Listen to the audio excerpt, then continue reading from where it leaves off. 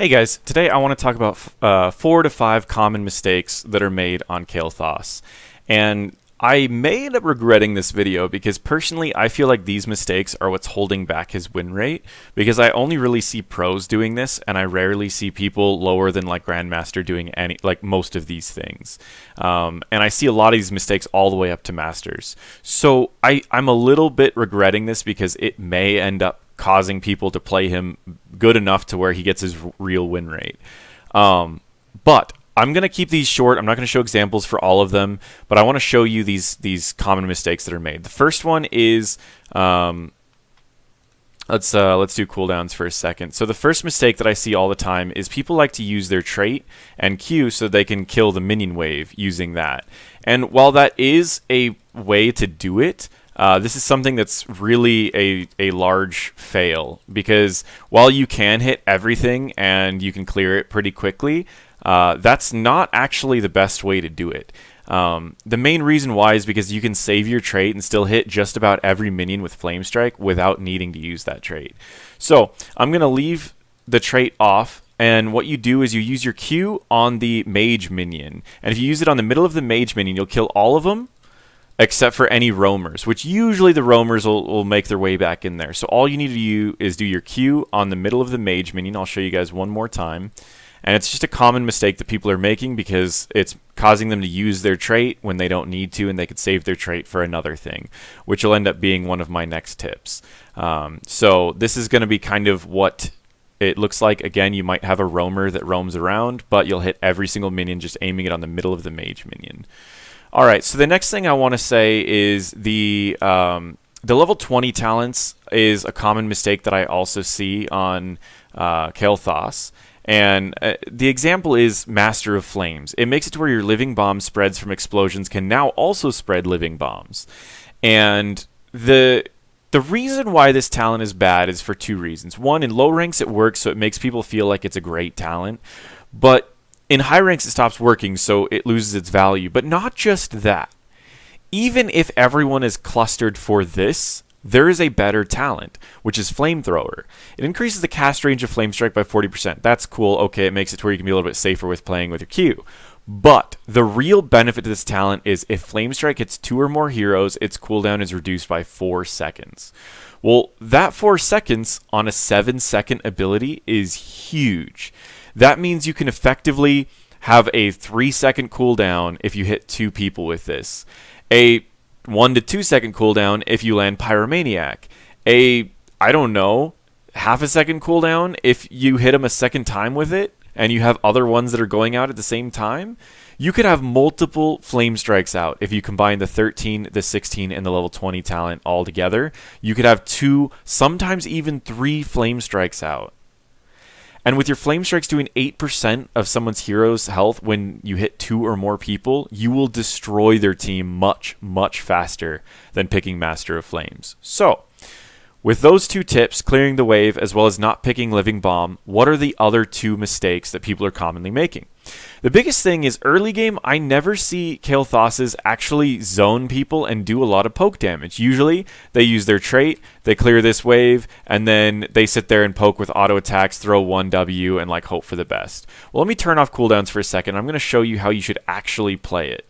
When you have an enemy laner, especially a frontliner that's trying to play aggressive, you should be using your trait first, giving your W a no cooldown. And then you should save your W so that the next time your trait's up in 6 seconds, you can continue doing this. This allows you to poke for a lot of damage without costing any mana, as well as with a lower cooldown. Living Bomb has a 10-second cooldown, but if you combine it, it's a 6-second cooldown. So every 6 seconds, you're poking them for a big chunk of their health, and by the time your bomb pops, you about have your bomb up again. And another thing is to always add auto attacks in. Every time that my living bomb's going off, I'm getting off usually about 2 to 3 auto attacks. So you want to be constantly poking with your W instead of using your trait to use your Q. This allows you to poke a lot more effectively. It's always a land because if you're just using your trait on Q, they can just walk right out of it and you don't get poke off. But if you always use your trait into W, you're always getting poke off. So the early game of Kael'thas is one of the stronger early games because he's one of the only heroes you're going to be able to get dedicated damage off every single time you're in the fight. He also has very strong wave clear. So between the wave clear and the guaranteed damage, he has a very, very strong early game. Well, we also saw he has a very, very strong late game. In fact, Kael'thas right now in the correct build is sitting at an 80% win rate in pro games. That's incredible. He's got one of the strongest early games for a mage. He has one of the strongest late games for a mage. And he's sitting at an 80% win rate in the correct build. So to finalize this with the last mistake, to show you guys how to abuse the fact that the pros have been abusing for a while now, is to show you the last mistake, Convection. And I know I'm going to get some downvotes from the people who just love Convection, but here's the problem with Convection. Firstly, even if it was a good talent, there's a better talent. Even if it was the best talent out there, there's still a very, very good talent. Even if you didn't lose the bonus on death, there's a better talent. And the reason why is for many different things. So the first thing is the amount of mana you have without Mana Addict is about 660 at level 20. And I'm going to change the level to level 20 and show you this in just a second. But if you stack this, let me show you what a reasonable amount. I'm sitting at a lot of stacks right now. So let's go to level 20. And I'm going to click Mana Addict. And I want to show you how this works. You're at 690 mana at level 20. Well, if we're doing this whole combo here and we're getting off like flame strikes every like 2 to 3 seconds, that means in a 30-second fight, you're going to be burning about 700 to 900 mana off of flame strikes alone. That's not including a lot of mana that comes from gravity lapses as well as living bombs to keep your other things going. That means you're out of mana in a 20 to 30 second fight if done correctly. So Mana Addict's needed for endgame fights just for having enough mana to stay in fights long enough. But the other reason why is because while you're poking people in lane, this is giving you more mana to stay in lane longer, so you can abuse that strong early game even longer. But the other reason why is it gives you a shield. So I'm going to go and complete the quest, and at level 13 is about when I usually complete this. Maybe if you're better, you can complete it faster, or if you're doing camps or whatever. So at level 13, this is going to give you a shield for 100% of your health. Well, at level 20, usually you have about 30 to 40. So I'm going to go to complete quest until I'm at about 35. And this is usually where you're at level 20. So if you're sitting at 1200 mana, I just want to show you the amount of health you have. Would you dive an ETC in the back line if he's at full health? No, of course not, because he has a ton of health. He has 4,781 health as a tank. Well, if I was to activate this trait, I go up to 4,500 health. You have practically the same amount of health as an ETC in the back line. No one will want to dive you. You're not going to have a Genji jump on you in the back line because you're going to have so much survivability with Mana Addict.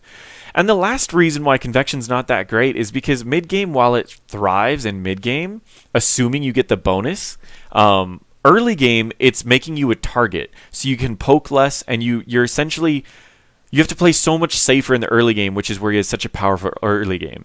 Mid game, assuming you died a few times, you're not going to have this mid game, and by late game, when you get it for sure, it's only 200 damage. At level 20, your Flame Strike already does 700 damage.